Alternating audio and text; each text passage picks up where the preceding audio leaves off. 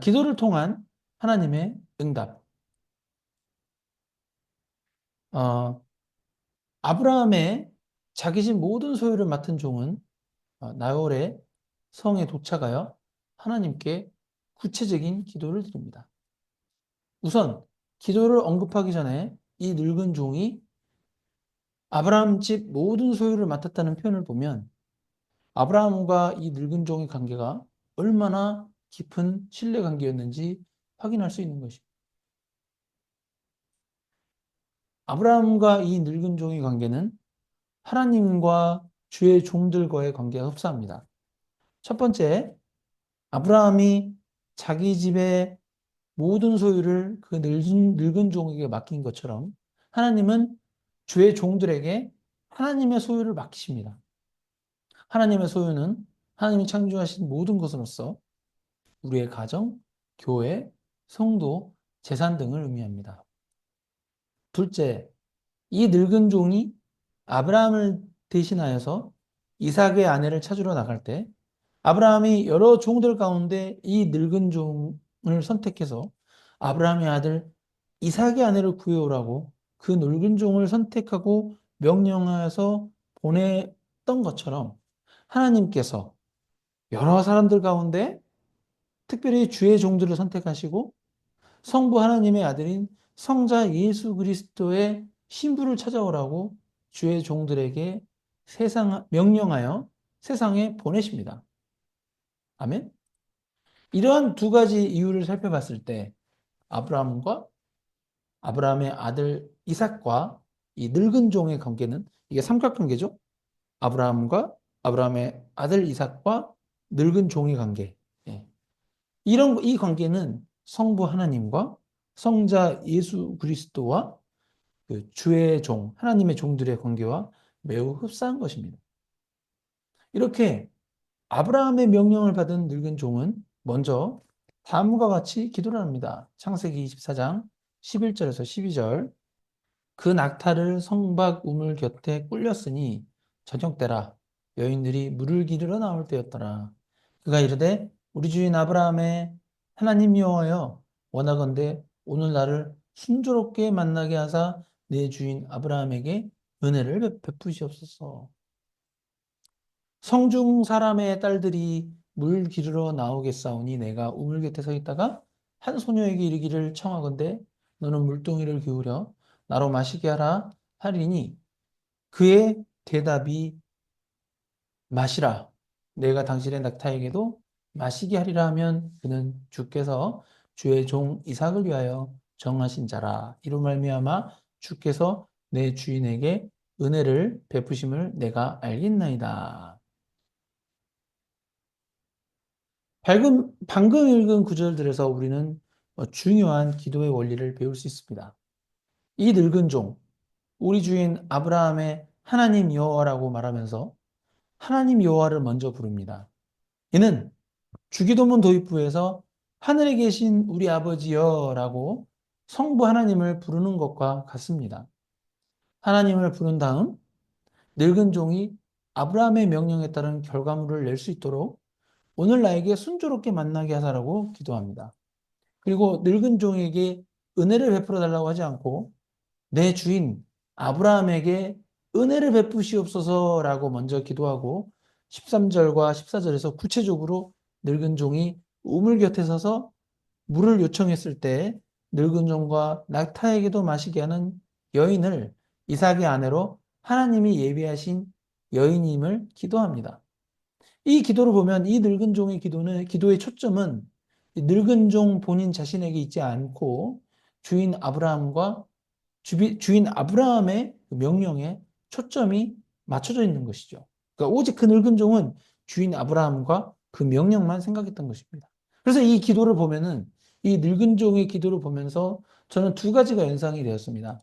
첫 번째는 주기도문의 앞부분이 연상되었습니다. 한번 같이 읽어보겠습니다. 하늘에 계신 우리 아버지여 이름이 거룩히 여김을 받으시오며 나라에 임하옵시며 뜻이 하늘에서 이룬 것 같이 땅에서도 이루어지이다. 이 늙은 종의 기도 전체 내용은 철저히 아브라함의 명령이 이루어지길 간구했습니다. 그래서 이는 주기도문의 이 앞부분처럼 하나님의 뜻이 하늘에서 이루어온 것 같이 땅에서도 이루어지는 것을 간구하는 것과 매우 흡사해 보였기 때문에 저는 이 주기도문이 먼저 연상이 되었습니다. 두 번째는 이 늙은 종의 기도는 다음 성경 구절도 연상되게 합니다. 같이 한번 읽어보겠습니다. 마태복음 6장 33절 다 같이 읽겠습니다. 그런즉 너희는 먼저 그의 나라와 그의 의를 구하라. 그리하면 이 모든 것을 너희에게 더하시리라. 아멘? 그래서 저는 이러한 기도의 원리를 깨닫고 나서 저는 이제 매일 가족 예배를 드리는데 가족 예배나 개인 기도를 할 때 항상 주기도문으로 기도를 시작합니다. 왜냐하면은 주기도문이 예수님께서 가르쳐 주신 기도이고 내 소원을 먼저 구하기보다 하나님 나라와 의를 먼저 구하는 기도이기 때문입니다. 그리고 주기도문은 이 가족 예배 가운데 이렇게 같이 이런 거를 먼저 하면은 우리 자녀들에게 기도를 어떻게 해야 하는지 무의식 중에 자연스럽게 신앙 교육이 되는 효과도 있습니다. 그래서 아브라함의 늙은 종은 우물 곁에서 나를 만나는 여인이 나와 낙타들에게 물을 줄 것이라는 표적을 기도 가운데 하나님께 간구합니다. 창세기 24장 15절. 창세기 24장 15절 다 같이 읽겠습니다. 말을 마치기도 전에 리브가가 물동이를 어깨에 메고 나오니 그는 아브라함의 동생 나홀의 아내 밀가의 아들 부두엘의 소생이라. 그런데 창세기 24장 그 15절에서 참 흥미로운 표현이 등장합니다. 그 표현은 바로 말을 마치기도 전에입니다. 말을 마치기도 전에. 저는 이 구절 읽고 깜짝 놀랐어요, 사실. 이 사건은 기도를 통해 내 뜻 말고, 예, 본인 개인 뜻 말고, 이 기도를 통해서 하나님의 뜻을 구할 때 그러한 기도는 하나님께서 반드시 응답하신다라는 강력한 메시지를 주기 때문입니다. 이 사건에서 하나님의 뜻은 무엇이었습니까? 네. 장차 아브라함의 자손으로 오실 성자 하나님이신 예수 그리스도가 오실 수 있도록 아브라함의 계보를 잇기 위해 이삭의 아내를 구하는 것이 하나님의 뜻이었습니다. 아브라함이 자식을 낳아야 또 자식이 낳고 그 후손 가운데 예수 그리스도가 태어나는 거잖아요. 그러니까 굉장히 중요한 거죠. 그래서 그 하나님의 뜻을 놓고 기도하는데 그 기도가 마치기도 전에 기도 중인데 그러니까 쉽게 말하면 기도하고 있었는데 아멘 예수 그리스도 이름으로 기도합니다. 아멘 하기도 전에 리브가가 짠 등장하는 것을 보게 됩니다. 그렇습니다. 우리가 여러 기도 제목들이 있을 수 있는데 이 개별 기도 제목들이 하나님의 뜻에 부합한지 안 한지는 기도 제목이 얼마나 빨리 응답되는 것인지도 하나의 고려 요소가 될 수 있습니다. 그러나 어떤 기도 응답이 빨리 응답된다고 해서 뭐 무조건 하나님의 뜻이라고 일반화하는 것은 아닙니다. 내 기도 제목이 하나님의 뜻에 부합하는지 하지 않는지에 대한 하나의 고려 요소가 될 수 있다. 이 정도로만 강조하고 싶습니다. 예.